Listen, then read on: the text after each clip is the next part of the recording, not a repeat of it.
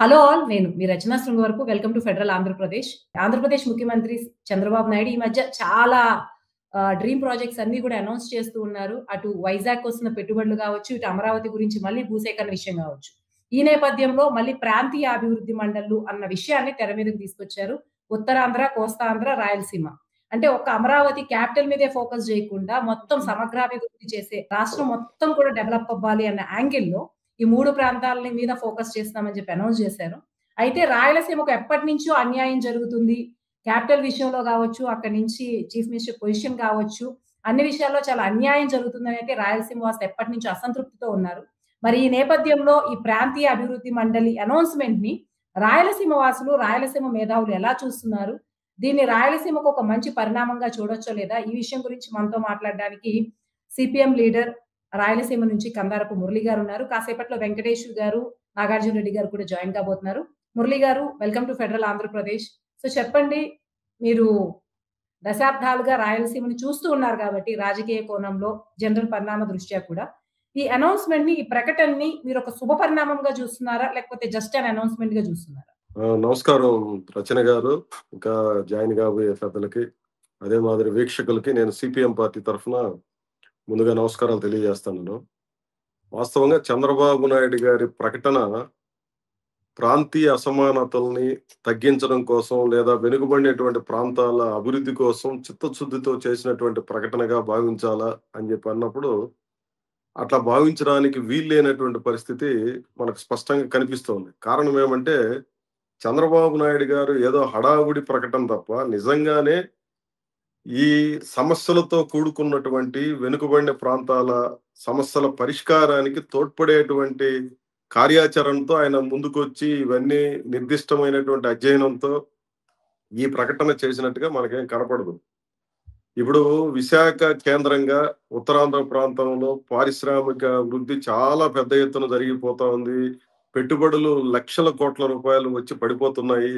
ఉద్యోగాల మీద ఉద్యోగాలు అసలు ఎక్కడో ఉంది అన్నట్ట చర్చ చాలా పెద్ద ఎత్తున అది అవుతుందా లేదో అనేది వేరే విషయం.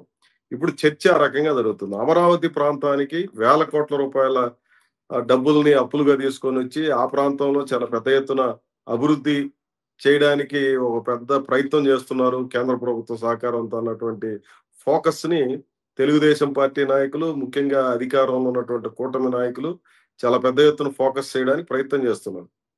ఈ నేపథ్యంలో ముఖ్యంగా వెనుకబడినటువంటి ప్రాంతాలు లేదా ప్రాంతీయ వైషమ్యాలు, అసమానతలు అన్నటువంటి చర్చ చాలా పెద్ద ఎత్తున ముందుకొచ్చింది. ఈ నేపథ్యంలోనే కృష్ణా జలాల ఆహ్, సమీక్షకు సంబంధించిన సమస్యలు ఇవన్నీ గూడా ముందుకొచ్చిన నేపథ్యంలో చంద్రబాబు నాయుడు గారు ఈ ప్రకటన ఏదో ఒక కన్నీళ్లతో తుడవడానికో లేదనంటే ఈరోజు ఒక ఉబుసుపోక ప్రకటనలాగా ఉంది తప్ప సమస్య అంతా ఏందనంటే ప్రాంతీయ జోన్లు లేదా ప్రాంతీయ మండల పేరేదైనా పెట్టండి. ఇదేదో కొత్తగా ఇప్పుడు చేస్తున్నటువంటి ప్రయోగం కాదు. గతంలో రాజశేఖర రెడ్డి గారు ముఖ్యమంత్రిగా ఉన్నటువంటి రోజుల్లో ఇట్లాంటి మండలను ప్రకటన చేశారు. ఎమ్మెల్యేలని చైర్మన్‌గా ప్రకటన చేశారు. వాళ్ళకి క్యాబినెట్ హోదాను గూడా ఇచ్చారు. కానీ ఆ సందర్భంగా జరిగిందేమీ లేదు. దానికి పూర్వం ఎన్టీ రామారావు ఉన్నప్పుడు గూడా చాలా పెద్ద ఎత్తున ఇదే అంశాల మీద చర్చ జరిగింది. ముఖ్యంగా రాయలసీమ సమస్యల మీద ఈ రోజే గాదు. రాయలసీమ నుంచి ఇప్పుడు మొత్తం ఆంధ్ర ఉమ్మడి రాష్ట్రంలో కూడా ప్రాతినిధ్యం వహించింది రాయలసీమ ప్రాంతం నుంచే అత్యధిక ముఖ్యమంత్రులు ఈ రోజు దాకా. మనం డీటెయిల్స్ అన్ని పాత చరిత్రను పరిశీలన చేస్తే. కానీ అత్యధికంగా నష్టం జరుగుతున్నటువంటిది కూడా వెనుకబడినటువంటి ప్రాంతాలుగా ఉన్నటువంటి ఉత్తరాంధ్ర కావచ్చు, ప్రకాశం జిల్లా కావచ్చు, లేదా రాయలసీమ ప్రాంతం కావచ్చు. ఇవి మనకు చాలా స్పష్టంగా ఉమ్మడి రాష్ట్రం ఉన్నప్పటి నుంచి అదే రకమైనటువంటి ఇది మనకు కనిపిస్తుంది. ఇక్కడ కీలకమైన అంశం ఏందంటే, ప్రకటనలు కాదు కావాల్సింది. రాయలసీమకి ఏం గావాలి? నిధులు గావాలి, నీళ్లు గావాలి. ఈ రెండిటికి సంబంధించినటువంటి స్పష్టత ఏమైనా ఉందా? అన్నటువంటి దానికేమి మనకు సమాధానం కనపడదు. ఇప్పుడేదో ఒక సీనియర్ ఐఏఎస్ ఆఫీసర్‌ని ఒక కోఆర్డినేటర్‌గా, అదే మాదిరి ముఖ్యమంత్రే స్వయంగా ఈసారి ప్రత్యేకత ఏమంటే, ఈ ప్రాంతీయ జోన్‌లకి ముఖ్యమంత్రే అధ్యక్షత వహించేటట్టుగా, దీంట్లో మంత్రులు, శాసనసభ్యులు, ఐఏఎస్ అధికారులు లేదా జిల్లా కలెక్టర్లు వీళ్ళందరూ ఒక టీమ్‌గా ఈ మొత్తం అభివృద్ధిని రాష్ట్ర వ్యాప్తంగా ఒక విస్తృతం చేయడానికి ఒక పథకం ప్రకారం మేము పనిచేయబోతున్నాం అని చెప్పి ముఖ్యమంత్రి ప్రకటన చేశారు. ఈ ప్రకటన వెనుక ఏమన్నా మంత్రివర్గం ఏమన్నా ఎక్సర్సైజ్ చేసిందా? అసెంబ్లీలో చర్చ జరిగిందా? కనీసం రాజకీయ పక్షాలు పిలిచి ఏమైనా మాట్లాడారా? లేదా ఆంధ్ర రాష్ట్రంలో ఉన్నటువంటి ఇంటలెక్చువల్స్‌నో లేదా ఇట్లాంటి వెనుకబడిన ప్రాంతాలు గావచ్చు, లేదా ఇట్లాంటి బాధలు పడుతున్నటువంటి సెక్షన్స్‌ని వాళ్ళ అభిప్రాయాలు ఏమైనా తీసుకుంటే ఏమీ లేదు. ముఖ్యమంత్రి ఒక ప్రకటన, అది ఏదో ఒక సందర్భం నవంబర్ 29వ తారీఖున ఆయన ఒక ప్రకటన చేసేశారు. ఆ ప్రకటనలో సీరియస్‌నెస్ ఎంత? అసలు వాస్తవంగా జరగాల్సిన చర్చ ఏంది ఈ రోజున? కేంద్ర ప్రభుత్వం విభజన హామీ చట్టంలో చాలా స్పష్టంగా పేర్కొంది. ఈ రాష్ట్రంలో ఏ ఏ ప్రాంతానికి ఏం చేయాలన్నది చాలా క్లియర్‌గా దాంట్లో పేర్కొనబడింది. అవన్నీ ఈ రోజుటి దాకా అమలు కావడం లేదు. అమలు కాకపోగా నిధులు వెనుకబడినటువంటి ప్రాంతాలకి ఏడాదికింత అని చెప్పి నిధుల్ని ఆ రోజున ప్రకటన చేశారు. ఆచరణలోకి వచ్చేటప్పటికి జిల్లాకి 50 కోట్ల రూపాయలు. అంటే ఉదాహరణకి రాయలసీమ ప్రాంతాన్ని తీసుకుంటే 7 జిల్లాలు ఉంటే 7 మురళి గారు జిల్లాలకి షార్ట్‌గా 50 కోట్ల కంక్లూడ్ చేయరా? ఎందుకంటే మిగిలిన ఆ! గెస్టులు మాట్లాడాలి. నెక్స్ట్ క్వెషన్‌కెళ్ళాలి కాబట్టి షార్ట్‌గా కంక్లూడ్ చేయరా? రైట్. ఇప్పుడు సారాంశం ఏందంటే, ముఖ్యమంత్రి గారి ప్రకటనలో నీళ్ల గురించి, నిధుల గురించి స్పష్టత లేకుండా, ఏదో ఊరికే ఒక ప్రకటన చేసేసి, మేమంతా ప్రాంతీయ అసమానతల్ని, అక్కడున్న వైరుధ్యాల్ని తగ్గించడం కోసం ఇది చేస్తున్నామని చెప్పడం ఒక అర్థం లేనటువంటిదని చెప్పి నేను భావిస్తున్నాను. కేంద్ర ప్రభుత్వం నుంచి మనకు రావాల్సినటువంటివి, ప్రకటించినేటివి, నేను చెప్పేది ఇప్పుడేదో రావాల్సినటువంటే, విభజన చట్టంలో పేర్కొన్నటివి కూడా ఈ రోజు దాకా గ్రౌండింగ్ అలా. ఉదాహరణకి కడపలో స్టీల్ ప్లాంట్ పెడతామని చెప్పి స్వయంగా కేంద్ర ప్రభుత్వం ఆ రోజు కాంగ్రెస్ అధికారంలో ఉండొచ్చు. కానీ బీజేపీ వాళ్ళు చాలా గట్టిగా మాట్లాడి ఆ సందర్భంగా స్పెషల్ స్టేటస్ కావచ్చు, అదే మాదిరి స్టీల్ ప్లాంట్ లేదా ఇతర కొన్ని ఇన్స్టిట్యూషన్స్ కావచ్చు, ఇవన్నీ కూడా చట్టంలో రావడానికి ఆ రోజు చాలా పెద్ద ఎత్తున చర్చ జరిగింది. కానీ ఈ రోజు దాకా అవి అమలు కాకపోవడానికి కారణాలు ఏమిటి? దీన్ని ఎట్ట పరిష్కారం చేసుకోవాలి? కేంద్రం నిధి నుంచి నిధులు ఎట్లా తెచ్చుకోవాలి? ఇట్లాంటి అంశాలు ఏమీ లేకుండా ఏదో హడావుడిగా ఒక ప్రకటన చేయడం అనేది సమంజసమైనటువంటిది కాదు. ఈ ప్రకటన ఏదో హడావుడి ప్రకటనలాగా ఉంది తప్ప, ఒక స్పష్టతతో, ఒక లోతైనటువంటి అవగాహనతో చేసినట్టుగా కనపడడం లేదు. ఓకే. థాంక్ యూ మురళి గారు. మనతో పాటు ఇప్పుడు రాయలసీమ యునైటెడ్ ఫోర్స్ నుంచి తిప్పారెడ్డి నాగార్జున రెడ్డి గారు, అలాగే HCU university political science professor, అలాగే స్వయంగా రాయలసీమ వాసైనటువంటి ఈ వెంకటేష్ గారు జాయిన్ అయ్యారు. సో, ముందు నాగార్జున రెడ్డి గారు మీరు చెప్పండి. మీరెలా చూస్తూ నమస్తే ఉన్నారు మేడం. ఈ ప్రకటనని? మురళి గారు నమస్తే మేడం. ఖండించారు దీన్ని. ఇది జస్ట్ ప్రకటన అన్నారు. సో, మీరెలా చూస్తున్నారు? ఒక శుభ పరిణామంగా చూస్తున్నారా రాయలసీమకి లేదా? లేదండి. అన్నగారి మాటలతో మేము ఏకీభవిస్తున్నాం. ఎందుకంటే రాయలసీమ ఉద్యమకారుడిగా 2014 నుంచి విభజన తర్వాత రాయలసీమ ప్రాంతానికి మేలు జరుగుతుందని ఎంతో ఆశగా అనుభవజ్ఞుడైనటువంటి ముఖ్యమంత్రి గారిని ఆ రోజు ఎన్నుకున్నప్పుడు ఎంతో ఎదురు చూశాం. అయితే విభజన చట్టంలో ఉన్నటువంటి వాటినే 12 సంవత్సరాలుగా ఇప్పటి వరకు కూడా డబుల్ ఇంజిన్ సర్కార్‌గా ఉన్నటువంటి ఈ ప్రభుత్వం గతంలో కావచ్చు, ఇప్పుడు కావచ్చు ఇంప్లిమెంటేషన్ చేయడంలో చాలా వెనకబడి ఉన్నది. ఇలాంటి చిత్తశుద్ధి లేనటువంటి ఈ ప్రభుత్వం, డబుల్ ఇంజిన్ సర్కార్‌గా చెప్తున్నటువంటి ఈ ప్రభుత్వం ఇలాంటి ప్రకటనలతో మేలు జరుగుతుందనేదైతే మేము కూడా ఆశించడం లేదు. ఎందుకంటే ఇప్పటి వరకు చూస్తే 2014 నుంచి కూడా రాయలసీమ ప్రాంతానికి గోడేటు, చెంపేటు 2 పడుతున్నాయి మేడం. ఎందుకంటే రాయలసీమ ప్రాంతంలో తుంగభద్ర, అదేవిధంగా కృష్ణా నదులపై ఎక్కడే గాని ప్రాజెక్టులు కట్టడం గాని, కనీసం ఎత్తిపోతల పథకాలకు సంబంధించిన ప్రాజెక్టులు కూడా నిర్మాణం జరగడం లేదు. పైన ఉన్నటువంటి కర్ణాటక ప్రాంతంలో ఎత్తిపోతల పథకాల నిర్మాణం జరుగుతా ఉంది. అదేవిధంగా అప్రభద్ర జాతీయ ప్రాజెక్టుగా ఈరోజు నిర్మాణం జరుగుతా ఉన్న విషయంలో కూడా కేంద్రం సహకరిస్తా ఉంది. అదేవిధంగా ఆల్మట్టిని కూడా ఎత్తు పెంచేదానికి కూడా ప్రయత్నం చేస్తున్నప్పుడు ఈ రాష్ట్ర ముఖ్యమంత్రిగా చంద్రబాబు నాయుడు గారు ఇంతవరకు కూడా ఏదే దాని మీద అక్కడ ఆపడానికి ప్రయత్నం చేయడం కానీ, లేదంటే తుంగభద్ర, కృష్ణా నదుల మీద ప్రాజెక్టు కట్టే విషయంలో కానీ చిత్తశుద్ధి ప్రదర్శించకపోగా గతంలో ఈయన 2018 ఆ టైంలో శంకుస్థాపన చేసినటువంటి గుండ్రేవుల, అదేవిధంగా వేదవతి ప్రాజెక్టులకు పాలనా ఆమోదం పొందినప్పటికి కూడా ఇంతవరకు కూడా ఆ ప్రాజెక్టును నిర్మించాలని ప్రయత్నం చేయకుండా గత ప్రభుత్వం నిర్మించతలపెట్టి కొద్ది వరకు పనులు జరిగినటువంటి రాయలసీమ ఎత్తిపోతల పథకానికి సంబంధించి ఇప్పటి వరకు కూడా ఈ మధ్య కాలంలో శ్రీశైలానికి వచ్చినటువంటి ప్రధానమంత్రి గారు రావడం జరిగింది.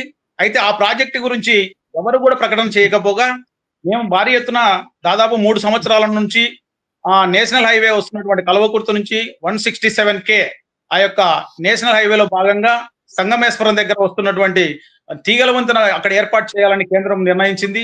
దాన్ని వ్యతిరేకిస్తూ రాయలసీమ తెలంగాణ వాళ్ళందరూ కూడా అక్కడ బ్రిడ్జ్ కమ్ బ్యారేజ్ ఏర్పాటు చేయండి, మాకు ఒక 60 TMC నీళ్లు అవకాశం ఉంటుందని మీకు కోరడం జరిగింది madam.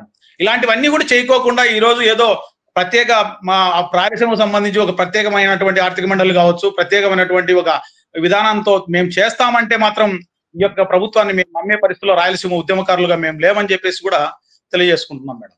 Thank you Nagarjuna Reddy గారు. వెంకటేష్ గారు మీరు చెప్పండి, మీరు ఒక పొలిటికల్ సైన్స్ ప్రొఫెసర్ కూడా, ఈ నేపథ్యంలో అనౌన్స్మెంట్ వచ్చిన నేపథ్యంలో కేవలం ఇది ఒక్కటే కాదు, స్పేస్ సిటీ, డ్రోన్ సిటీ చేస్తున్నామంటున్నారు, అలాగే సీమ రైతుల కోసం కోట్ల ప్రణాళికలు జరుగుతున్నాయి అన్న వార్తలు వస్తూ ఉన్నాయి. ఎందుకు ఇన్ని అనౌన్స్ చేసినా సరే రాయలసీమ వాసులు నమ్మట్లేదు? వైజాగ్ లో వచ్చినాయి ఓకే చూపిస్తూ ఉన్నారు, రాయలసీమలో వస్తున్నాయి కూడా స్పేస్, డ్రోన్ సిటీ ఇన్వెస్ట్మెంట్స్ చూపిస్తున్నా సరే ఎందుకు ఈ అనౌన్స్మెంట్ ని ఎవ్వరూ నమ్మట్లేదు రాయలసీమ వాసులు? అంటే ఇది రాయలసీమ వాసులైనా కానీ రాష్ట్ర వ్యాప్తంగా ఉన్నటువంటి వాళ్ళు కూడా ఇది గత 98 ఏళ్లుగా, అంటే 1928లో రాయలసీమ అనేటువంటి పదము వచ్చింది అనుకున్నప్పుడు ఇంకా 2-3 ఏళ్ళు ఉంటే ఇది 100 ఏళ్ళు పూర్తవుతుంది. ఈ 100 ఏళ్ల పాటు జరిగినటువంటి వంచనకు కంటిన్యూషన్ గా, అంటే గత ప్రభుత్వం వచ్చేసి 3 రాజధానులు అంటానని ప్రకటించి ఎంత వంచన చేసిందో, ఇవాళ వచ్చేసి 3 రాజధానులు 3 రీజనల్ జోన్స్ అంటే ప్రకటించడం కూడా అంతే సమానంగా ఉన్నది. కానీ దానివల్ల పెద్దగా 3 ప్రాంతాల్లో ఉన్నటువంటి ప్రజలకు జరగబోతుంది అంటున్నటువంటి విశ్వాసము, నమ్మకము ఏది కూడా ఎవరు జనం దగ్గర లేదు. ఎందుకంటే ఇదేం కొత్తదేం కాదు ఇటువంటి ప్రకటన రావడం. గతంలో కూడా రీజనల్ కౌన్సిల్స్ అనేటువంటివి ఏర్పాటు చేశారు, సమైక్య ఆంధ్రప్రదేశ్ లో ఉన్నప్పుడు ఏర్పాటు చేశారు. అవన్నీ కూడా వైఫల్యం చెందాయి, అవన్నీ దేన్ని కూడా సరిగా పని చేయనివ్వలేదు. ఇది ఇవాళ ఈ ప్రకటన ఎందుకు వచ్చిందంటే, ఇప్పుడు 3 ప్రాంతాల్లో కూడా 3 ప్రాంతాల్లో 3 రకాలైనటువంటి నిరసనలు అనేటువంటివి కనపడుతున్నాయి, ప్రొటెస్ట్ అనేటువంటి కనపడుతుంది. ఇప్పుడు కోస్టల్ ఆంధ్రలో అమరావతి ప్రాంతంలో వచ్చేసి మనకు ఆయన ex minister, agriculture minister Vadde Sobhanadreeswararao గారు వచ్చేసి దాన్ని రైతుల పక్షాన వ్యతిరేకిస్తూ తాను ప్రకటన చేశారు. అట్లాగే ఇప్పుడు వచ్చేసి అల్లూరి సీతారామరాజు కోనసీమల ప్రాంతంలో వచ్చేసి ఆదివాసులు వచ్చేసి ప్రకృతి సంపద కొల్లగొడుతున్నటువంటి దానికి వ్యతిరేకంగా వాళ్ళు అక్కడ వచ్చేసి ఆందోళన చేస్తూ ఉన్నారు. రాయలసీమ ప్రాంతంలో కూడా రాయలసీమ విద్యావేత్తల అనేటువంటి సంఘం తరపున వచ్చేసి ఇక్కడ కూడా ఒక బలమైనటువంటి వ్యతిరేకత, తర్వాత అసంతృప్తి అనేటువంటిది 3 ప్రాంతాల్లో కూడా వస్తున్నటువంటి దానికి ఒక ఉపశమనంగా ఇంతకుముందు చెప్పినట్లు వారు ఇది ఒక ఉపశమనం, ఒక ఇంక్రిమెంటలిస్టిక్ అనౌన్స్మెంట్ అనేటువంటి దాంట్లాగే కనపడుతుంది. కానీ నిజంగా వచ్చేసి దీన్ని ఎవరు విశ్వసించడం అనేటువంటిది లేదు. ఎందుకంటే దీన్ని బ్యూరోక్రాసీ అనేటువంటిది అడ్డం పెట్టుకునో, లేకపోతే ఇంకెవరైనా పొలిటికల్ అసంతృప్తి వచ్చినటువంటి వాళ్ళకు 3 ప్రాంతాల్లో 3కి వచ్చేసి ఒక పొలిటికల్ అకామిడేషన్ కొరకు, అంటే రాయలసీమ నుంచి ఏ ఫ్యాక్షనిస్టో, లేకపోతే కోస్టల్ ఆంధ్ర నుంచి వచ్చేసి తన సామాజిక వర్గం నుండో, లేకపోతే ఉత్తరాంధ్రలో విశాఖపట్నం జోన్లో వచ్చేసి పవన్ కళ్యాణ్ సామాజిక వర్గానికి చెందినటువంటి వాళ్ళను దానికి చైర్మన్ గా చేసి వాళ్ళకి వచ్చేసి మీరు కొంచెం వెహికల్ ఇస్తాము, కొంచెం డబ్బులు ఇస్తాము, మీరు ఖర్చు పెట్టుకోండి, తిరగండి అంటానని ఈ కంటి తెలుగుగా చేసే విధంగా ఉంటుంది. కానీ ఇది ఒక సంస్థాగతమైనటువంటిది, మౌలికమైనటువంటి మార్పులు తీసుకురావడానికి ఉపయోగపడేటువంటి ఈ కౌన్సిల్స్ అయితే ఏమాత్రం కూడా కాదు. వాస్తవంగా స్ట్రక్చరల్ గా ఏ విధంగా ఉండాలనేటువంటి దానికి సంబంధించి జస్టిస్ శ్రీకృష్ణ కమిటీ చాలా స్పష్టంగా చెప్పింది. శివరామకృష్ణన్ కమిటీ వాళ్ళు వచ్చి చాలా స్పష్టంగా చెప్పారు ఏ ప్రాంతానికి ఎంత అన్యాయం జరిగింది, ఆర్థిక అభివృద్ధిలో కానీ, మౌలిక సదుపాయాల్లో కానీ, మానవాభివృద్ధిలో కానీ, సామాజిక అభివృద్ధిలో కానీ ఎన్ని రకాలుగా వెనుకబడి ఉంది ఏ ప్రాంతం అనేటువంటి దాన్ని స్టాటిస్టికల్ డేటా ద్వారా, గణాంక వివరాల ద్వారా వచ్చేసి వాళ్ళు చాలా స్పష్టంగా తేల్చి చెప్పిన తర్వాత కూడా ఈ కార్పొరేట్ అభివృద్ధి విధానాన్ని గతంలో ఉన్నటువంటి ప్రభుత్వము కాంట్రాక్టర్స్ ప్రమోట్ చేసేటువంటి ప్రభుత్వం అయితే, ఈ రోజు ఈ కార్పొరేట్లకు వచ్చేసి ఇవన్నిటి కూడా అభివృద్ధి నమూనాను ప్రొజెక్ట్ చేయడానికి వచ్చేసి ప్రాంతాల వారిగా వస్తున్నటువంటి అసంతృప్తిని వచ్చేసి కాస్త చల్లపరచడానికి ఇటువంటి ఈ జోనల్ కౌన్సిల్స్ అనేటువంటి ప్రకటన వచ్చిందా అని అనిపిస్తుందే కానీ నిజంగా ఈ ప్రాంతాల్లో అభివృద్ధి జరగాలనేటువంటి ఉద్దేశం ఇచ్చినటువంటి కాదు అనేది అయితే చాలా స్పష్టంగా కనపడుతుందండి. థ్యాంక్ యూ వెంకటేష్ గారు. మురళి గారు మీరు చెప్పండి. సరే, మీరు ఇదంతా నమ్మట్లేదని చెప్పి ముగ్గురు ఒకటే అభిప్రాయం మీద ఉన్నారు కాబట్టి, దీంతో పాటు స్పేస్, డ్రోన్ సిటీ ఇన్వెస్ట్మెంట్స్ కావచ్చు, అలాగే రైతుల కోసం కావచ్చు, రాయలసీమకు వస్తున్నాయని చెప్పారు. అంటే వైజాగ్ వస్తున్నాయని చెప్పారు, చూపించారు, అమరావతికి చూపించారు, రాయలసీమ కూడా చూపించారు కదా ఇన్వెస్ట్మెంట్స్ అని. అయినప్పటికీ కూడా ఎందుకు రాయలసీమ వాళ్ళకి ఇంత అసంతృప్తి? ఇట్లా ఇన్వెస్ట్మెంట్స్ వస్తున్నాయని చెప్పి అనౌన్స్ చేయడం వల్ల ఈ తాత్కాలికంగా ఉండిపోవడం వల్ల గవర్నమెంట్‌కి వచ్చే బెనిఫిట్ ఏముంది? ఆ ఇన్వెస్ట్‌మెంట్స్ కనబడుతున్నా సరే మీరు ఎందుకు డినై చేస్తున్నారు? ఇప్పుడు ఒకటి చాలా సూటిగా మనకు అర్థం చేసుకోవాల్సిందేమంటే, ప్రజలకు ఏం మేలు జరిగిందనేది మాట్లాడుకోవాలి. చంద్రబాబు నాయుడు గారి ప్రకటనలు ఏమున్నాయి? ఆ ప్రకటన ద్వారా ఎన్ని లక్షలు ఇప్పుడు మొన్న గూడా విశాఖపట్నంలో జరిగిన మీరన్నట్టుగా విశాఖపట్నంలో జరిగిన హ్మ్. పారిశ్రామికవేత్తల CIM. సదస్సులో లక్షల హ్మ్. కోట్ల 13 లక్షల కోట్ల పెట్టుబడులొచ్చి పడిపోతున్నాయి అని జెప్పి అన్నారు. ఆ తర్వాత ఇంకా పెరిగిపోయినాయన్నారు. ఇంకా డేటా సెంటర్‌లు ఇవి అవి అని ఒకటి గాదు గదా! మొత్తం ఊదరగొట్టేస్తున్నారు. రాష్ట్రం అంతా గూడా చాలా పెద్ద ఎత్తున ఏదో జరిగిపోతుందన్న హంగామా జరుగుతా ఉంది. మనకు మీరేదైనా ఈ ఆంధ్ర రాష్ట్రంలో ఒక మండలమో, ఒక గ్రామమో, ఒక శాంపిల్‌గా తీసుకోండి. ఎక్కడైనా కొత్త ఉద్యోగాలొచ్చాయా? అని చెప్పానంటే మేము చూస్తున్నాం ఇక్కడ. నేను చాలా సందర్భాల్లో, చాలా మీటింగుల్లో, వందల మంది పాల్గొనే మీటింగుల్లో గూడా అడుగుతున్నా నేను. ఎక్కడైనా ఒక కొత్త ఉద్యోగం వచ్చిందా?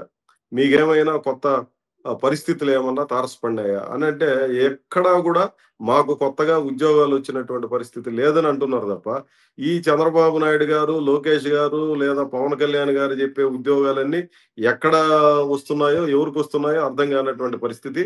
దాని మీద ఏదన్నా ఒక ప శ్వేతపత్రమో లేదా మీరేదన్నా ప్రకటన చేయండంటే దాని మీద ఏం మాట్లాడరు. ఇది ఒక రకమైనటువంటి సమస్య. కానీ మేలు జరుగుతున్నది చాలా స్పష్టంగా కొన్ని కనిపిస్తుంది. ఇప్పుడు ఉదాహరణకి ఈ రాష్ట్రంలో అత్యధికంగా లాభం పొందింది ఎవరంటే అదాని. గతంలో వైసీపీ ప్రభుత్వం గావచ్చు, లేదా ఈరోజు కూటమి ప్రభుత్వం గావచ్చు, ఎవరున్నప్పటికీ అదాని యథేచ్ఛగా లూటీ చేస్తున్నాడు ఆంధ్ర రాష్ట్రంలో అన్న విషయాన్ని దురదృష్టం ఏమనంటే ఈ రకమైనటువంటి చర్చే లేదు. రాష్ట్రంలో ఉన్నటువంటి వనరులన్నిటిని దోచిపెట్టేస్తున్నారు ఈ రోజున అదానికి. సంపదనంతా కొల్లగొట్టి అదాని చెప్పు చేతల్లో పెడుతున్నటువంటి పరిస్థితి. మీరు ఉత్తరాంధ్ర తీసుకుంటారా? లేదా రాయలసీమ తీసుకుంటారా? మధ్య ప్రాంతం తీసుకుంటారా? ఏదైనా తీసుకోండి. 1000 కిలోమీటర్ల తీర ప్రాంతం ఉన్నటువంటి ఆంధ్ర రాష్ట్రంలో ఒక కార్యాచరణ మనకు లేదు. సిగ్గుచేటు. ఈరోజు 1000 కిలోమీటర్ల తీర ప్రాంతం ఉంటే, ఈ ప్రాంతంలో ఏ రకమైనటువంటి మనము చెయ్యొచ్చు, ఎన్ని రకాల ప్రయోగాలు చేయొచ్చు అన్నటువంటి స్పష్టత లేదు. ముఖ్యమంత్రి రాయలసీమ గారు వరకు మాట్లాడండి మురళి గారు. టాపిక్ డీవియేట్ నేననేది అవ్వద్దు. మొత్తం యాహ్! ఈరోజు రాయలసీమకు సంబంధించిందైనా ఏమి స్పష్టత ఉంది? 1989వ సంవత్సరంలో ఎన్టీ రామారావు గారు గాలేరు నగరి, హంద్రీనివా ప్రకటన చేశారు. ఇంకా సాగుతూనే ఉంది. ఇంకెంతకాలం సాగదీస్తారు? 1989 అంటే ఇప్పుడు చూడండి అదొక 10 ఏళ్ళు, ఇదొక 25 ఏళ్ళు, 35 ఏళ్ళు, 36 సంవత్సరాల పాటు పెండింగ్ ప్రాజెక్టులు సాగుతూనే ఉన్నాయి. కానీ రేపు పుష్కరాల లోపల పోలవరం పూర్తి చేస్తామని చెప్పి ప్రకటన చేస్తారు. లేదా ఇంకోటి ఏదో చేస్తామని అంటారు. ఇప్పుడు రాయలసీమకి స్టీలు ప్లాంట్ వస్తుందని చెప్పి కడప ఉక్కు కర్మాగారం ఏర్పాటు చేస్తామని మేం చెప్పడం కాదు కదా. పార్లమెంటులో విభజన చట్టంలో పేర్కొన్నటువంటిది ఎందుకు గ్రౌండ్ కాదు? మీరు ఎక్కడో పరిశ్రమల గురించి మాట్లాడుతున్నారు. విభజన చట్టంలో పేర్కొన్నటువంటి దాన్ని ఎందుకు మీరు అమల్లోకి రాదు? ఈరోజు మీ మద్దతుతోనే ఆ ప్రభుత్వం ఊపిరి తీసుకుంటోంది. కేంద్రంలో ఉన్నటువంటి ప్రభుత్వం ఈ రోజున ఆంధ్ర రాష్ట్రంలో ఉన్నటువంటి పార్టీలు ఉపసంహరణ చేస్తే ప్రభుత్వమే కుప్పకూలిపోయేంత ప్రమాదం ఉంది. అందుకనే బీహార్‌లో చాలా పెద్ద ఎత్తున వరాలు ఇస్తా ఉన్నారు అనంటే, ఇక్కడ ఎందుకు వరాలు రావడం లేదు? మనకేదో శాపంగా ఎందుకు తయారైపోవాల్సినటువంటి అవసరం? ఇదొకటే కాదు. సోలారు కర్నూలు దగ్గర సోలారు మాట్లాడండి ఇండస్ట్రీ చాలా మురళి గారు. పెద్ద షూర్. ఎత్తున ప్రకటన చేశారు. అది ఎవరికి ప్రయోజనం? అదానికి ప్రయోజనం. కృష్ణపట్నం ఉంది. అది ఎవరికి ప్రయోజనం? అదానికి ప్రయోజనం. ఈ రకమైనటువంటి కార్పొరేట్ కంపెనీలకి, అదానీ లాంటి వాళ్ళకి ప్రయోజనాలు కళ్ళకు కట్టినట్టుగా మనకు ఎదురుగా కనిపిస్తున్నాయి. ప్రజలకు సంబంధించినటువంటి ప్రయోజనాలు ఏమీ కనపడడం లేదు. చాలా స్పష్టంగా కనిపిస్తున్నాయి. అందుకనే ఇంతకుమునుపే చెప్పాను. నిధులు, నీళ్లకు సంబంధించిన స్పష్టత లేకుండా, వాటికి హామీ లేకుండా, వాటి నుంచి వచ్చే ఉపాధి కనపడకుండా మాట్లాడుకోవడం అర్థం లేనటువంటిదే నా అభిప్రాయం. థ్యాంక్ యూ మురళి గారు. సో, నాగార్జున రెడ్డి గారు మీరు చెప్పండి. మీరు ప్రభుత్వం అదే చంద్రబాబు నాయుడు చేసినటువంటి ప్రకటనని అంత ఆశాజనకంగా లేదని స్పష్టం చేశారు కాబట్టి, ఈ క్రమంలో మీరు కోరుకుంటున్నవేవన్నా ఇప్పుడు మీరు రాయలసీమ యునైటెడ్ ఫోర్స్ ఏదన్నా కావచ్చు. ఇట్లాంటి సంస్థాగత నిరసనలు గాని, ఇవి గాని ఈ గత 5 దశాబ్దాల్లో ఎప్పటినుంచో ఏమన్నా మార్పు తీసుకురాగలిగాయా? ఎన్నో ప్రొటెస్ట్ చేస్తున్నారు. ఎన్నో చేస్తూ ఉన్నారు. ఏమన్నా మార్పు తీసుకురాగలిగాయా? కొంచెం ఒక లిటిల్ బిట్. ఉద్యమాలకు సంబంధించి రాయలసీమకు సంబంధించి గత ప్రభుత్వంలో చేశాము. ఈ ప్రభుత్వంలోనే చేస్తూ ఉన్నాము. అయినప్పటికీ కూడా మేము 4 జిల్లాలే కదా అన్నట్లు భావనతో రాజకీయ పార్టీల నుంచి సపోర్ట్ రావడం లేదు, మీడియాల నుంచి కూడా కొన్ని చిన్న చిన్న ఛానల్ తప్ప ఏవి కూడా సపోర్ట్ చేయడం లేదు. అయితే మేము కోరుకుంటున్నది ఏంటంటే, ఇక్కడ తుంగభద్ర డ్యామ్ లో 33 టీఎంసీలు పట్టని విధంగా పూడికి ఏర్పడింది. శ్రీశైలంలో 102 టీఎంసీలు పట్టని విధంగా పూడికి ఏర్పడితే దానికి ప్రత్యామ్నాయంగా ప్రాజెక్టులు కట్టాల్సినటువంటి ఈ యొక్క ఆంధ్రప్రదేశ్ పాలకులు ఇంతవరకు కూడా ఏదే కూడా ప్రయత్నం చేయడం లేదు మేడం. పైన ఉన్నటువంటి కర్ణాటక కావచ్చు, తెలంగాణ కావచ్చు, ప్రాజెక్టులు అనుమతులు వస్తున్నాయి, కేంద్రం కూడా అనుమతులు ఇస్తున్నారు. మరి ఈ పాలకులు మన ఆంధ్రప్రదేశ్ కు సంబంధించి మాత్రము రాయలసీమ ప్రాంతంలో ప్రాజెక్టులు కట్టడం లేదు. సముద్రం పాలవుతున్నటువంటి ఈ నీళ్ళన్నీ కూడా ఈ రోజు వృధాగా వెళ్ళిపోతున్నాయి అన్న విషయాన్ని కూడా పరిగణలోకి తీసుకోవడం లేదు. రెండవది వచ్చేసి, రాయలసీమ ప్రాంతంలో వస్తున్నటువంటి అరకొర నీళ్ళను తీసుకెళ్లి కేవలం ఆ చెరువుల్లోనూ, డ్యాముల్లోనూ, రిజర్వాయర్లలో ఊరికే నిర్బంధంగా నింపి అక్కడ పబ్లిసిటీలు చేసుకుంటూ జలహారతులు ఇస్తున్నారు తప్ప రాయలసీమలో ఉన్నటువంటి రైతులకు, పొలాలకు నీళ్లు ఇవ్వడానికి పంట కాలువలు, చిన్న చిన్న కాలువలు ఎందుకు తవ్వడం లేదని మేము ఎన్నో ఏళ్లుగా ఉద్యమాలు చేస్తున్నప్పటికీ కూడా దుర్మార్గంగా ఎంకరేజ్ చేస్తుందంటే ఈ ప్రభుత్వం. అక్కడ కాలువలకు, హందివా సంబంధించిన కాలువలకు సిమెంట్ లైనింగ్లు చేసి నేరుగా కుప్పానికి తీసుకెళ్లి, మేము కుప్పానికి నీళ్లు తెచ్చాం, పులిందలకు నీళ్లు తెచ్చామని చెప్పేసి అదేదో వేరే దేశానికి తీసుకెళ్లినట్లుగా వీళ్ళు ప్రగల్భాలు పలుకుతూ రైతులకు, ఇక్కడ రాయలసీమ పశ్చిమ ప్రాంతంలో ఉన్నటువంటి రైతులకు కనీసం భూగర్భ జలాలు పెరిగేదానికి కూడా అవకాశాలు లేకోకుండా ఇక్కడ ఉన్నటువంటి రైతులకు అంతేందుకు హెచ్ఎల్సి కావచ్చు, ఎల్ఎల్సి కావచ్చు, కేసీ కెనాల్ కూడా గతంలో వస్తున్నటువంటి నీళ్లు కూడా నికర జలాల ఆయకట్టు ఉన్నటువంటి ఆ యొక్క రైతులకు కూడా నీళ్లు రాకోకుండా ఈ రోజు దుర్మార్గంగా కేవలం పబ్లిసిటీ స్టంట్ తో వాళ్ళు కేవలం వారి యొక్క మీడియాలతో ఉదరగొట్టుకుంటున్నారు తప్ప రాయలసీమ ప్రాంతంలో ఉన్నటువంటి రైతులకు కూడా ఈరోజు గిట్టుబాటు ధర లేదు మేడం. ఈ రోజు మేము చేస్తున్నటువంటి ఉద్యమాలు చెప్తున్నారు వాళ్ళు సోలార్, విండ్ పవర్ మాత్రం చేస్తున్నారు. వాటి వలన ఎక్కడే కానీ మురళీ గారు చెప్పినట్లు ఎవరికి కూడా ఉద్యోగాలు రావు మేడం. అక్కడ కేవలం దాదాపు 1000 ఎకరాలు అక్కడ ఉన్నటువంటి దాన్ని కేవలం ఒక 10 మంది, 15 మంది ఆపరేట్ చేసి దాంట్లో ఉద్యోగాలు ఒక 10 మందికి రాగలుగుతాయి తప్ప అక్కడ కేవలం ఇక్కడ ఉన్నటువంటి రాయలసీమ రైతులకు అక్కడ కింద పలకల కింద ఉన్నటువంటి గడ్డి కోయడానికి, అదే విధంగా ఆ యొక్క సోలార్ ప్యానల్స్ ను కడగడానికి సంబంధించి చిన్న చిన్న కాంట్రాక్టులకు నాయకుల దగ్గర ఎగబడి పోయేదానికి తప్ప అక్కడ ఉన్నటువంటి రైతాంగాన్ని అంతా సర్వనాశనం చేస్తా ఉన్నారు. ఇక్కడ ఉన్నటువంటి రైతులను అన్యాయం చేస్తూ ఇక్కడ నీళ్లు ఇవ్వకపోతే వారంతటకు వాళ్ళే ఈ యొక్క భూములన్నిటి కూడా ఈ యొక్క ఆదాని ఇలాంటి కంపెనీలకు అన్నిటికి కూడా దారాదత్తం చేసేదానికి రైతాంగం మాకు వద్దురా, ఇక్కడ వ్యవసాయం వద్దు అని చెప్పేసి రైతులే స్వచ్ఛందంగా ఈ విధంగా ముందుకు రావాలని చెప్పగా పరోక్షంగా వలసలకు ప్రోత్సహిస్తున్నారు. అదేవిధంగా కార్పొరేటర్లకు కొమ్ము కాస్తున్నటువంటి ఈ యొక్క ప్రభుత్వాలు, కేంద్ర రాష్ట్ర ప్రభుత్వాలలో ఈ రోజు కూడా చలనం రాలేదంటే చాలా బాధాకరం మేడం. మేము ఎన్నో వేదికల్లో, ఎన్నో డిబేట్లలో కూడా మేము చెప్పాం, రాయలసీమ ప్రాంతానికి సంబంధించి ఇంత అన్యాయం జరుగుతా ఉంది. భారతదేశంలో ఏ ప్రాంతానికి జరగనంత విధంగా ఈ రోజు అన్యాయం జరుగుతా ఉంది. రాయలసీమ ప్రాంతంలో ఎక్కడా కూడా నీళ్లను పారించడానికి పంట కాలువలో ఇవ్వడం, ముందున్నటువంటి ఆయకట్టుకే నీళ్లు పారడం లేదన్న ఒక బాధతో ఈ రోజు రైతాంగం అంతా కూడా అన్యాయం అయిపోతా ఉంది. ఈ రోజు కర్నూలు ప్రాంతంలో హైకోర్టు బెంచి పెడతామన్న ప్రకటన ఈ రోజు కాదు మేడం, గతంలో 2018లోనే చంద్రబాబు నాయుడు గారు చెప్పారు. మరి ఈ రోజుకి కూడా ఆచరణలో లేదు. మరి గతంలో మేము రాజధాని కోసం శ్రీబాగ్ ఒప్పందాన్ని అమలు చేయండి అని చెప్పేసి మేము ఎన్నో పోరాటాలు చేశాం. కనీసం హైకోర్టు పెడుతుందన్న గత ప్రభుత్వాన్ని కూడా విశ్వసించాం. కానీ వాళ్ళు కూడా 3 రాజధానుల ప్రకటనలు కేవలం ప్రకటనలకే పరిమితం చేయడం, రాయలసీమ ప్రాంతానికి అందరూ కూడా ఎవరు పాలకులకు వచ్చినా కూడా అన్యాయం చేస్తున్నారు మేడం. జోన్ల విషయాన్ని కావచ్చు మేము నమ్మలేము. Okay, thank you Nagarjuna Reddy గారు. ఫైనల్ గా వెంకటేష్ గారు మీరు చెప్పండి, ఇట్లా ఒక ప్రాంతం అన్నది కంప్లీట్ గా ఎటువంటి హోప్ లేకుండా ఉండడం అన్నది పొలిటికల్ గా మొత్తం ఆంధ్రప్రదేశ్ రాష్ట్రాన్ని ఎలా ప్రభావితం చేస్తుంది? ఎందుకంటే రాయలసీమ కేవలం ఒక సెపరేట్ పార్ట్ గా చూడండి, ఇట్స్ పార్ట్ ఆఫ్ ఆంధ్ర కాబట్టి డెమోగ్రఫికల్ గా కానీ పొలిటికల్ గా కానీ చూస్తే లాంగ్ టర్మ్ కాన్సిక్వెన్సెస్ ఎలా ఉండబోతుంది ఇలాగే ఇగ్నోర్ అయితే? ఒకటి, మనకు ఇవాళ ప్రతిపక్షం లేనటువంటి రాష్ట్రంలో పౌర సమాజమే కాస్త అక్కడ ఇక్కడ వాయిస్ వినిపించేటువంటి ప్రయత్నం అనేటువంటి చేస్తుంది. కానీ ఈ పౌర సమాజంగా అంత బలం అనేటువంటిది రావడం లేదు. ఎందుకంటే ఈ ఆధిపత్య కులాలకు చెందినటువంటి వాళ్ళు ఈ కార్పొరేట్లు అడ్డం పెట్టుకుని వాళ్ళంతా పాలన కొనసాగించడం, వాళ్ళ ప్రయోజనాలను నిలబెట్టుకోవడం అనేటువంటిది జరుగుతూ ఉంది. కాబట్టి ఇటువంటి ప్రకటనలతో ఏమి జరిగేటటువంటి అవకాశం లేదు. కాబట్టి ఇంకొకటి కూడా ఏంటంటే, మొత్తం రాయలసీమ ప్రాంతం అంతా కలిపినా ఎన్ని ఉన్నాయి, ఎన్ని నియోజకవర్గాలు ఉన్నాయి? మా అంటే 52 నియోజకవర్గాలు ఉన్నాయి.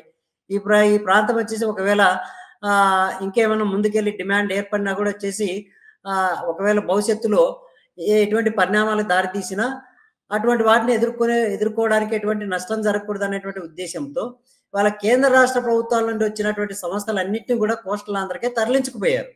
హ్యూమన్ రైట్స్ కమిషన్ కర్నూలులో ఉన్నటువంటి దాన్ని కోస్టల్ ఆంధ్ర తరలించుకుపోయారు. నేషనల్ లా యూనివర్సిటీని తరలించుకెళ్లారు. అట్లాగే కడప ఇతర జిల్లాలో ఉన్నటువంటి అన్నిటి కూడా తరలించుకుపోయారు. వీటన్నిటి మీద వచ్చేసి వాళ్ళ రీజనల్ కౌన్సిల్ వచ్చేసి మళ్ళీ వెనక తిప్పించి అక్కడ ఎస్టాబ్లిష్ చేయగలదా? లేదా పశ్చిమ కర్నూలు జిల్లాలో వచ్చేసి తుంగభద్రా నదికి లిఫ్ట్ ఇరిగేషన్ పెట్టించి రైతులకు వచ్చేసి ఆ చెరువుల నుంచి రైతులకు వచ్చేసి మేలు చేసేటువంటి ప్రయత్నం ఏమన్నా చేయగలుగుతుందా? ఇవాళ వచ్చేసి అనంతపూర్, కర్నూలు జిల్లాలో, మన్యం జిల్లా తర్వాత విజయనగరం జిల్లా తర్వాత మానవాభివృద్ధిలో చాలా అతమ స్థానంలో ఉన్నటువంటివి. మళ్ళీ వీటికి సంబంధించి ఈ కౌన్సిల్స్ ఏమైనా చేయబోతాయా? ఇవన్నీ చేసేదంటే ఏమీ లేదు. ఆల్రెడీ వచ్చే మన డిస్ట్రిక్ట్ అడ్మినిస్ట్రేషన్ ఉండగా, డిస్ట్రిక్ట్ వైజ్ గా బడ్జెట్ అలొకేషన్ ఉండగా, ఇక్కడ ఉన్నటువంటి రెవెన్యూ సోర్సెస్ అన్నిటిని కూడా కొల్లగొట్టుకొని పోయి, ఉదాహరణకు వచ్చేసి మీరు ఎక్సైజ్ డిపార్ట్మెంట్ నుంచి తీసుకొని చూసినట్లయితే అత్యధికమైనటువంటి ఎక్సైజ్ రెవెన్యూ రాయలసీమ నుండి వస్తుంటే దాన్ని తీసుకెళ్లి కోస్టల్ ఆంధ్ర ఖర్చు పెడతా ఉన్నారు. వీటి గురించి కేవలం వచ్చేసి నీళ్లు నిధుల వరకు మాత్రమే పరిమితం అయిపోవడం వల్ల ఇది 98 ఏళ్ల మోసము దగ అనేటువంటి విషయం జనాలకు అర్థమైపోయింది. కాబట్టి ఈ విషయాన్ని కూడా ఆలోచించాలి. ఇవాళ హార్టికల్చర్ డిపార్ట్మెంట్ ఉంది. హార్టికల్చర్ డిపార్ట్మెంట్ ఉల్లిగడ్డలు తర్వాత వచ్చేసి ఇంకేంటి కొన్ని అరటి పళ్ళు పండిస్తున్నటువంటి రైతుల గురించి ఆలోచించడం లేదు. కోస్టల్ ఆంధ్ర వాళ్ళకి సంబంధించినటువంటి ఇవేంటివి పామ్ ఆయిల్ కంపెనీస్, కార్పొరేట్ కంపెనీలకు వచ్చేసి ఇవాళ హార్టికల్చర్ డిపార్ట్మెంట్ అంతా కూడా వాళ్ళకు వచ్చేసి వస్తున్నటువంటి నిధులు వాళ్ళ కోసం ఖర్చు పెడుతున్నారు. Mahatma Gandhi national rural employment guarantee act కింద అంటని చెప్పి కోస్టల్ ఆంధ్రలో ఉన్నటువంటి ఈ నర్సరీలో వచ్చేటువంటి ప్లాంట్స్ వచ్చేసి ఈ రాయలసీమ జిల్లాలో అమ్మి గవర్నమెంట్ డిఆర్డిఏ ద్వారానే అమ్మించి వాటి ద్వారా డబ్బులు వచ్చేసి అక్కడ పెంచుతున్నట్టు నర్సరీకి వెళ్ళిపోతున్నాయి. రాయలసీమలో మళ్ళీ ఎంజీ ఎన్రాగా కింద కరువు ప్రాంతాల్లో పనులు చేపట్టాలని చేపట్టినటువంటి పథకాన్ని వచ్చేసి ఇవాళ మొక్కలు నాటించమని చెప్పి కోస్టల్ ఆంధ్రలో పెంచుకుంటున్నటువంటి ఈ నర్సరీలో పెంచుకుంటున్న మొక్కలను వచ్చేసి ఇవాళ రాయలసీమలో అమ్ముకుంటున్నారు. అనంతపురం జిల్లాలో ఏ ప్రాంతంలో మొక్క నాటితే అది నిలబడి చెట్టుగా అయ్యేటువంటి అవకాశం ఉంది. నీళ్లే లేవు, భూగర్భ జలాలే లేవున్నటువంటి పరిస్థితి ఉంది. విపరీతమైనటువంటి వలసలు అనేటువంటివి ఉన్నాయి. వర్షపాతం తక్కువగా ఉన్నటువంటిది. కానీ నదులు మాత్రము ఈ ప్రాంతంలో ప్రవహిస్తున్నాయి. తుంగభద్ర ప్రవహిస్తుంది, కృష్ణానది ప్రవహిస్తుంది, పెన్నా నది ప్రవహిస్తుంది, పాపాగ్ని నది ప్రవహిస్తుంది. మళ్ళీ ఇన్ని నదులు ఉన్నటువంటి లిఫ్ట్ ఇరిగేషన్ బ్రహ్మాండమైనటువంటి అవకాశాలు ఉన్నాయి. అదే వచ్చేసి ఒక పక్క రాయలసీమ నుంచి నీళ్లు తీసుకుని పోయి శ్రీశైలాన్ని నింపుకున్నారు, అక్కడ నాగార్జున సాగర్ నింపుకున్నారు, అక్కడ మళ్ళీ వచ్చేసి విజయవాడలో బ్యారేజ్ కట్టుకొని వచ్చేసి బ్రహ్మాండంగా సమృద్ధిగా ఒక వాటర్ ఏటీఎం ని ఏర్పాటు చేసుకుని నీళ్లు పోతున్నటువంటి ప్రాంతానికి వచ్చేసి కరువు ప్రాంతాలను క్షామం చేసి కరువు ఇక్కడ ఉన్నటువంటి రైతులను చెప్పేసి వలసలు పట్టుకొని వలసలు వెళ్ళండి మీ తిండి కోసం అంటని చెప్పి తిప్పలకు పడండి అంటని చెప్పి ఇక్కడెక్కడో దేశంలో రాష్ట్రాల్లో వివిధ రాష్ట్రాలకు వచ్చేసి ఈ పేదలు నిరుపేదలు పిల్లలు తల్లులు ముసలులు అనకుండా మొత్తం వచ్చే ఊళ్ళే ఖాళీ అయిపోతుంటే వీళ్ళకి వచ్చేసి ఈ ఇదేదో చెప్తారు కదా, రోములు తగలబడుతుంటే చక్రవర్తి ఫిడేలు వాయించుకుంటున్నట్లు ఈ అమరావతిలో కూర్చున్నటువంటి పాలకులు లేటే ప్రభుత్వ అధికారులు ఏదో ఒక రకమైనటువంటి సజెషన్ చేస్తే ఆ సజెషన్ పేపర్ ప్రకటన ఇస్తే అదే నిజమంటేనే ప్రజలు వచ్చేసి నమ్మండి అంటనే విధంగా ఇవాళ తయారు చేస్తున్నారా. కానీ అట్లాగే రాయలసీమలో జరుగుతున్నటువంటి ప్రజా ఉద్యమకారులు అన్ని కూడా ఈ స్టీరియోటైప్ మూవ్మెంట్స్ అనేటువంటి ఉన్నాయి. ఎప్పటి నుంచో ఇవాళ ఆనాడు కడప కోటిరెడ్డి ఏది మాట్లాడాడో, తర్వాత వచ్చి శ్రీబాగ్ ఉడంబడికి ఏది మాట్లాడారో, శ్రీబాగ్ ఉడంబడికి అడ్డం పెట్టుకుని ఈ కరుణాకర్ వాళ్ళు వచ్చేసి వాళ్ళ కుటుంబం ఏ విధంగా బాగుపడిందో, లేదా రాజశేఖర రెడ్డి, మైసూరారెడ్డి, రమణారెడ్డి వాళ్ళు చేసినటువంటి ఇదే మాటలు మాట్లాడేది తప్ప ఈ ఉద్యమాలను చేస్తున్నటువంటి వాళ్ళలో ఏమి కొత్తదనం అనేటువంటి రాయలసీమలో వచ్చేటువంటి మార్పులు తీసుకొస్తామనేటువంటి ఒక స్పష్టమైన ఎజెండా లాంటిది కనపడకపోవడం వల్ల పెద్ద వీళ్ళంతా ఈ పౌర సమాజము లేదా చిన్న చిన్న రాజకీయ పార్టీల వల్ల పోయి ఆ రీజనల్ కౌన్సిల్స్ లో పోయి వాయిస్ వినిపించి ఈ ప్రాంతానికి కావాల్సినటువంటి ప్రయోజనాలు చేకూరుస్తారనేటువంటిది అది పెద్ద ఎంతవరకు విజయవంతం అవుతారనేది ఒక చాలా డౌట్. అదొక పెద్ద ప్రశ్నార్థంగానే ఉండబోతుంది. అని నిజంగా ఆనాడు తెలంగాణ ఉద్యమం జరిగినటువంటి రోజుల్లో ఎంత తీవ్రంగా జరిగింది, ఎంత పెద్ద ఎత్తున జరిగింది, ఎంత యువత అనేటువంటి కదిలారు. ఈ రోజు వచ్చేసి తెలంగాణ రాయలసీమకు అన్యాయం జరుగుతుందంటే 1000 మంది యువత బయటకు వచ్చే పరిస్థితి వాళ్ళ కనిపించట్లేదు. ఏ ఫ్యాక్షనిస్ట్ చేతుల్లోనూ ఎవడో ఇంత మందు పోయిస్తానో ఇంత బిర్యానీ పెట్టిస్తానో వాళ్ళని తోక పట్టుకొని మేము మీసాలు పీకుతాము, కాళ్ళు కొడతాము, చుట్టు పీక్కుంటామంటారని ఇటువంటి వాళ్ళు ఇటువంటి ప్రాంతంలో ఎటువంటి మార్పు వస్తుంది అనేటువంటిది చాలా నెగిటివ్ గానే చాలా అసంతృప్తిగానే మాట్లాడాల్సిన పరిస్థితి ఉందండి రచన గారు. థ్యాంక్ యూ వెంకటేష్ గారు. ఓవరాల్ గా చర్చ ముగింపుకు వచ్చేసాము. చంద్రబాబు నాయుడు చేసినటువంటి ఈ ప్రకటన గురించి మీరు చాలా చక్కగా చర్చించారు. అయితే ఓవరాల్ గా ఏమనుకుంటున్నారు, ఒక కన్క్లూడింగ్ రిమార్క్ చేసేయండి, దాంతో చర్చను ముగిద్దాం. ఒక్కొక్కరు 2 నిమిషాలు తీసుకోండి, 2 నిమిషాల్లో కన్క్లూడ్ చేయండి. ముందు మురళి గారు మీరు కన్క్లూడ్ చేయండి. అన్మ్యూట్ చేసుకోండి మైక్. ఓకే. రైట్. చేశానండి. ఇప్పుడు ఒకటే రచన గారు, ఇప్పుడు మిత్రులు కూడా దాని తీవ్రతని స్పష్టంగానే చెప్పారు. నేను ఇక్కడ సూటిగా చెప్పదలుచుకున్నటువంటి విషయం ఏంటంటే, ఇది ప్రకటనలకు పరిమితం కారాదు. కేరళ రాష్ట్రాన్ని ఆదర్శంగా తీసుకోవాల్సినటువంటి అవసరం ఉంది. సూక్ష్మ ప్రణాళికలు అనే పేరిట వాళ్ళు చేసినటువంటి ప్రయోగం ఈరోజు తీవ్ర పేదరికాన్ని అధిగమించిన ఏకైక రాష్ట్రం భారతదేశంలో కేరళ రాష్ట్రం. అక్కడ ఎందుకు దాన్ని అధిగమించారు అన్నదాన్ని ఎక్స్పీరియన్స్ గా తీసుకోవాల్సిన అవసరం ఉంది. నిజంగా చంద్రబాబు నాయుడు గారికి చిత్తశుద్ధే కనుకుంటే అక్కడ ఏ రకంగా వాళ్ళు చేశారని దాన్ని చేయాలి. అక్కడ జరిగిందేమి ప్రాంతీయ జోన్లో లేదా జిల్లాలు చేద్దామని కదా, జిల్లాల్లో కూడా మండలాల మధ్యన కూడా వేరియేషన్ ఉంది. ఒక మండలం బ్రహ్మాండమైన అభివృద్ధి ఉంటుంది, ఒక మండలంలో ఏ రకమైనటువంటి అభివృద్ధి లేనటువంటి పరిస్థితి. అందుకనే కేరళ రాష్ట్రంలో చేసింది ఏమంటే, సూక్ష్మ ప్రణాళికల పేరుతో పంచాయతీని ఒక యూనిట్ గా తీసుకొని చాలా పెద్ద ఎత్తున వాళ్ళు ప్రయోగం చేశారు. ఒక మండలాన్ని ప్రయోగంగా తీసుకోవడం అనేది జరిగింది. మనం అట్లా తీసుకోవాల్సినటువంటి అవసరం ఉంది. రాష్ట్ర బడ్జెట్ లో 50% నేరుగా పంచాయతీలకి బదలాయించడం అనేది ప్రక్రియ కేరళ రాష్ట్రంలో ఈ విజయానికి కారణం. మన దురదృష్టం ఏంటంటే, ఏవైతే ప్రయారిటీస్ మనం అనుకుంటున్నామో వాటికి నిధులు కనబడవు. ఏదైతే ప్రజలకు నేరుగా లాభం చేకూరుస్తుందని చెప్పి భావిస్తామో, ఉత్పత్తి కారకంగా రేపొద్దున ఉపయోగపడుతుంది, తోడ్పడుతుంది అనుకుంటామో వాటి ప్రాధాన్యత అసలు ఏమీ ఉండదు మన చర్చల్లో కానీ, బడ్జెట్ అలొకేషన్స్ లో కానీ, ఇతరత్ర వాటన్నిటిలో. కాబట్టి ఆంధ్ర రాష్ట్రానికి ఉన్నటువంటి ప్రత్యేకతలు చాలా మెండుగా ఉన్నాయి. ఇప్పుడు నేను ఇంత మునుపు చెప్పాను, 1000 కిలోమీటర్ల తీర ప్రాంతం అనేది భారతదేశంలో ఏ రాష్ట్రానికి లేదు. ఆ ప్రత్యేకత ఉన్నటువంటి రాష్ట్రం మన రాష్ట్రం. అదే మాదిరి ఈ రాష్ట్రంలో ఉన్నటువంటి వైవిధ్యమైనటువంటి రకరకాలైనటువంటి ఆస్పెక్ట్స్ మనకున్నాయి. వాటన్నిటిని వినియోగించుకుంటే అద్భుతమైనటువంటి ఫలితాలు సాధించడానికి మనకు అవకాశం ఉంది. దురదృష్టం ఏంటంటే, వేరే వాటి మీద ఫోకస్ అనేది పడిపోతోంది. ఇదంతా కూడా ఒక ఆధిపత్యం కోసం లేదా అధికారం పేరిట జరుగుతున్నటువంటి ఒక ఘర్షణలకి లేదా వైషమ్యాలకి కేంద్రంగా ఈ రోజు రాష్ట్రంలో ఉంది. వెనుకబడినటువంటి ప్రాంతాలు లేదా సమస్య ఉన్నటువంటి ప్రాంతాలు, రంగాలు, జిల్లాలో లేదా పర్టికులర్ అంశాలు తీసుకొని వాటి మీద చర్చ జరగడం లేదు. దురదృష్టం అది. మన రాష్ట్రంలో అదే రకమైనటువంటి పరిస్థితి ఉంది. కేంద్రం అనుసరిస్తున్నటువంటి విధానం కూడా చాలా బాధ్యత రాహిత్యంగా ఉన్నటువంటి నేపథ్యంలో మరింత చర్చ జరగాల్సినటువంటి అవసరం ఉంది. చిత్తశుద్ధితో చంద్రబాబు నాయుడు గారి ప్రభుత్వం ప్రజల ముందుకు రావాలి, అఖిల పక్షంతో చర్చించాలి. అదే మాదిరి ఇట్లాంటి ఇంటలెక్చువల్స్ అందరూ, వెంకటేష్ గారు కావచ్చు, నాగార్జున గారు కావచ్చు, చాలా అంశాలు ప్రస్తావన చేశారు. రాయలసీమ ప్రాంతంలో చాలా పెద్ద ఉద్యమాలని విమర్శ చేయకూడదండి. ఏ స్థాయిలోనైనా ప్రశ్నించే వాళ్ళు ప్రశ్న బతకాలి. ప్రశ్న చంపేస్తున్నారు ఈరోజు పాలకులు. చేస్తున్నది ఏమంటే, ఈరోజు మీరు ఈ చర్చా కార్యక్రమాన్ని నిర్వహిస్తున్నారు. ఈ చర్చలో సారాంశం ఏంది? అల్టిమేట్ గా ప్రజలకు జరగాల్సిన ప్రయోజనం, సామాజిక ప్రయోజనం గురించి మనం చర్చిస్తున్నాం. అట్లా ఎంతమంది మాట్లాడితే అంతమంది మాట్లాడాలి. మాట్లాడాల్సిన వ్యవస్థలు మరింత పెరగాలి. అట్లాంటి శక్తులు ముందుకు రావాలి. ఇప్పుడు ప్రొఫెసర్ అయినప్పటికీ వెంకటేశ్వర్లు గారు చాలా చక్కగా ఏమాత్రం శశభిషం లేకుండా ఆయన పాలక పక్షాన్ని తూర్పురా పెట్టాడు. ఇట్లాంటి వ్యక్తులు రావాల. దురదృష్టం ఏంటంటే, యూనివర్సిటీల్లో ఇట్లాంటి చర్చే లేదు, అదృశ్యం అయిపోయింది. మాకు తిరుపతిలో 7 యూనివర్సిటీలు ఉన్నాయి. రాయలసీమ ప్రాంతంలో జిల్లాకు ఒక యూనివర్సిటీ ఈ కాలంలో అభివృద్ధి. ఈ యూనివర్సిటీల్లో ఎక్కడైనా ఇట్లాంటి చర్చలు కానీ లేదా ప్రజల బాధల గురించో, కష్టాల గురించో, కన్నీళ్ల గురించో, కరెంట్ టాపిక్స్ గురించి ఏమైనా చర్చ ఉందంటే లేదు. ఈరోజు మౌనం అనేది, మేధావుల మౌనం సమాజానికి ఏ రకమైనటువంటి కీడు చేస్తుందనేది ప్రత్యక్షంగా మనం చూస్తున్నాం. కాబట్టి చంద్రబాబు నాయుడు గారు, కూటమి ప్రభుత్వం చెబుతున్నది ఊరికే మాటలు కాదు, ఆచరణలో ప్రజలకు తోడ్పడేందుకోసం అనే చిత్తశుద్ధి ఉంటే రావాలి, చర్చకి రావాలి.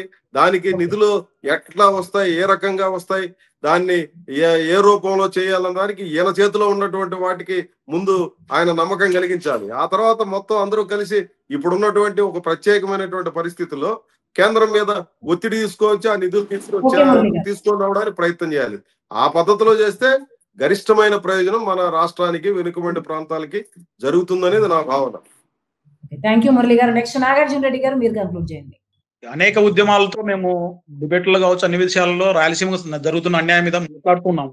ఎన్నో ఉద్యమాలు చేస్తున్నాం అన్న. ఈ మధ్య ప్రధాని వచ్చినప్పుడు కూడా ఎన్నో పోస్టుల ద్వారా కావచ్చు, సోషల్ మీడియా ద్వారా అవేర్నెస్ చేస్తున్నటువంటి విషయాన్ని గ్రహించి దాన్ని అణగదొక్కాలనే ఉద్దేశంతో ఈ మధ్యనే నా మీద కేసు కూడా పెట్టడం జరిగింది. అంటే ఉద్యమానికి సంబంధించిన కేసు కాకోకుండా ఎక్కడో యొక్క బస్సు దగ్ధం కేసులో అక్కడ తాగినటువంటి మద్యం ఎక్కడ దొరికింది ఆ టైంలో అని చెప్పేసి దాని మీద ఎంక్వైరీ చేయండి అని చెప్పేసి ఒక చిన్న పోస్ట్ సామాజిక స్పృహతో ఒక పెడితే దాని మీద అక్కడ అంటే రాయలసీమ ఉద్యమకారుడిగా కేసు పెడితే ఎక్కడ సెంటిమెంట్ రైజ్ అవుతుందన్న ఉద్దేశంతో తప్పుడు కేసు పెట్టి నాకు 41 నోటీసు కూడా ఇవ్వడం జరిగింది.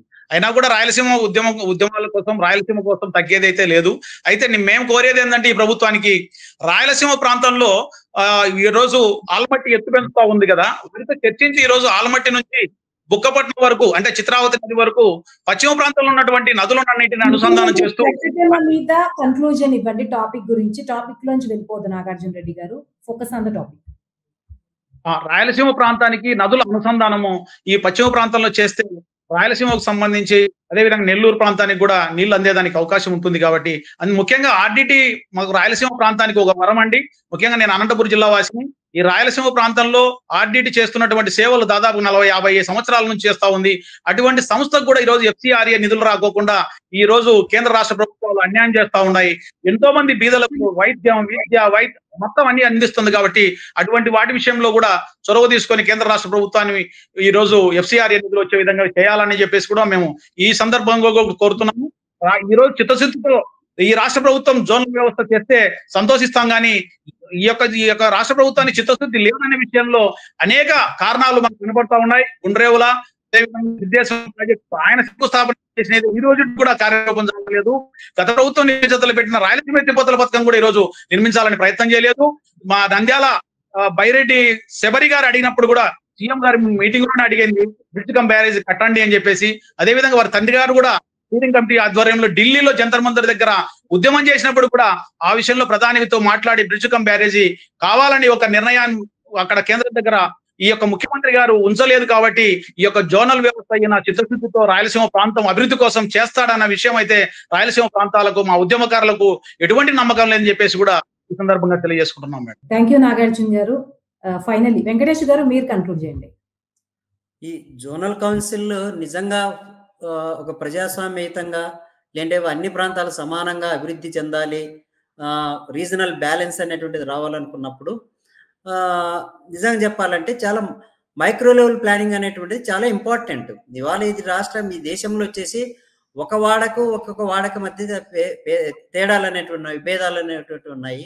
ఒక గ్రామానికి ఇంకొక గ్రామానికి వచ్చేసి బ్యాలెన్స్ అనేటువంటిది లేదు, అసమానతలు అనేటువంటి ఉన్నాయి. ఒక మండలానికి ఇంకో మండలానికి, ఇంకో జిల్లా నుంచి ఒక్కొక్క జిల్లాకి ఉన్నటువంటి చోట ఈ గ్రామ స్థాయి నుంచి కింది స్థాయిని ఇవాళ దేశవ్యాప్తంగా GPDP అంటేనే ఒక ప్రణాళిక జరుగుతుంది, గ్రామ పంచాయత్ డెవలప్మెంట్ ప్లాన్ అంటానని. ఆ ప్లాన్ వచ్చేసి పేపర్ల వరకు మాత్రం పరిమితం అయిపోయింది. కేంద్ర పంచాయతీరాజ్ మంత్రిత్వ శాఖ వాళ్ళది వచ్చేసి లేదంటే కొన్ని ట్రైనింగ్ ఇన్స్టిట్యూషన్స్ వరకు మాత్రం పరిమితం అయిపోయింది. గ్రామ స్థాయిలో అటువంటి ప్రణాళికలు ఏమైనా జరిగి నిజంగా ఏ ప్రాంతంలో, ఏ ఊర్లో, ఏ మండలానికి, ఏ జిల్లాకి ఏం కావాలి, ఏ సామాజిక వర్గము, తర్వాత ఏ వృత్తి చేసుకుంటున్నటువంటి వాళ్ళకి ఎటువంటి అవసరాలు ఉన్నాయనేటువంటి వాటిని గుర్తించి అవసరాలకు అనుగుణంగా బడ్జెట్ నిధులు కేటాయించి వాటిని అమలు చేసే విధంగా నిజంగా జోనల్ కౌన్సిల్ చేయగలుగుతుంది అనేటువంటి ఒక పెద్ద ప్రశ్న. అట్లాగే ఒకవేళ నిధులు అనేటువంటి వచ్చినా కూడా జనానికి ఈ ప్రజాప్రతినిధులు అనుకున్నటువంటి వాళ్ళు, ఈ ఫ్యాక్షనిస్టులు అనుకున్నటువంటి వాళ్ళు చేరనిచ్చేటువంటి పరిస్థితి వాళ్ళ ఈ రాయలసీమ ప్రాంతాల్లో ఉందా? ఎందుకంటే వాళ్ళు తరతరాలుగా ఇది డైనాస్టిక్ వంశపారంపర్య రాజకీయాలకు అలవాటు పడ్డటువంటి వాళ్ళు, తాత పోతే తండ్రి, తండ్రి పోతే కొడుకు, కూతుర్లో ఇట్లాగే 2వ తరం 3వ తరం వాళ్ళు వస్తున్నారు. వాళ్ళు మటుకు వేల లక్షల కోట్ల ఆస్తులు సంపాదించుకోవాలి. ఇక్కడ హైదరాబాద్లో ఆస్తులు ఉండాలి, వాళ్ళ ఊర్లలో ఆస్తులు ఉండాలి, నియోజకవర్గాల ఆస్తులు ఉండాలి, అటు బెంగళూరులో ఉండాలి, చెన్నైలో ఉండాలి, ఇప్పుడు వచ్చేసి మళ్ళీ అమరావతిలో కూడా పెట్టుబడులు పెట్టాలి. కానీ సాధారణ ప్రజానీకం వచ్చేసి వాళ్ళ జీవనోపాధి కొరకు కనీసం వాళ్ళ పొట్టకూటి కోసమైనా కనీసం భద్రత కల్పించేటువంటి ఒక యంత్రాంగాన్ని, మెషినరీ వచ్చేసి ఈ రీజనల్ కౌన్సిల్ ఏర్పాటు చేసేటువంటి భద్రత కల్పించేటువంటి ప్రయత్నం నిజంగా ఈ రీజనల్ కౌన్సిల్ అనేటువంటి చేయగలిగితే నిజంగా అవి సక్సెస్ అయినట్లే. లేదంటే కనుక ఇన్ని సంవత్సరాలుగా ఎన్నో కౌన్సిల్స్ వచ్చాయి, ఎన్నో రీజనల్ కౌన్సిల్స్ వచ్చాయి, ఎన్నో కమిటీలు వచ్చాయి, ఎన్నో కమిషన్స్ వచ్చాయి.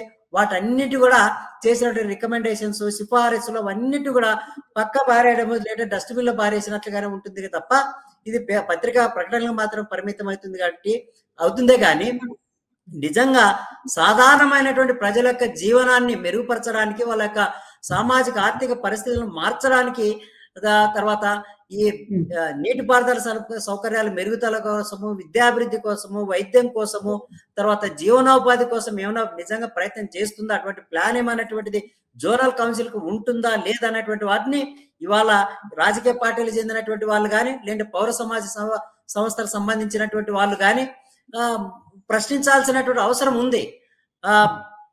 మీరందరూ రీజనల్ కౌన్సిల్ వచ్చేసి ఇవాళ ప్రశ్నించండి.